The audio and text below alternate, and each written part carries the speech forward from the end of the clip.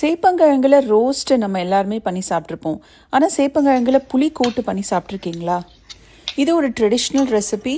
Flavourful and ஈஸியாகவும் இருக்கும் பண்ணுறதுக்கு.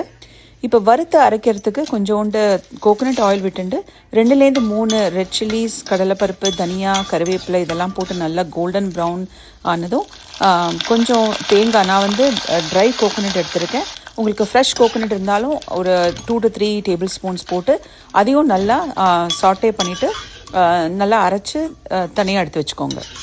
இப்போ இதே கடாயில் தாளித்து கொட்டுறதுக்கு இன்னும் கொஞ்சம் கோகோனட் ஆயில் விட்டுண்டு கடுகு, வெந்தயம் போட்டு நல்லா பொரிஞ்சு வந்ததும் நான் கட்டி பெருங்காயம் யூஸ் பண்ணுறேன். உங்களுக்கு அது இல்லைன்னா ரெகுலர் எல்ஜி பெருங்காயமும் யூஸ் பண்ணலாம்.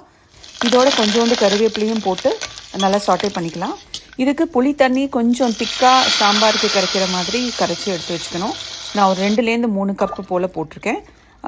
இதை போட்டு ஒரு 2 கொதி வந்ததும் கொஞ்சம் மஞ்சப்பொடி, ஒரு டேபிள் ஸ்பூன் சாம்பார் பவுடர், கொஞ்சம் உப்பு, இது எல்லாத்தையும் போட்டு நல்லா மிக்ஸ் பண்ணி let it boil for few more minutes.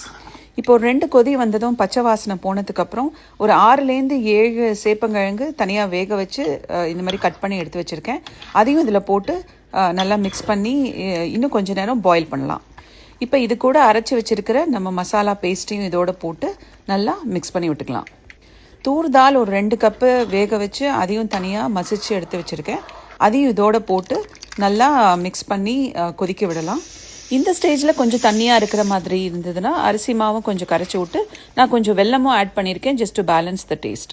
அவ்வளோதான். Just garnish it with some cilantro and curry leaves and enjoy it with hot rice.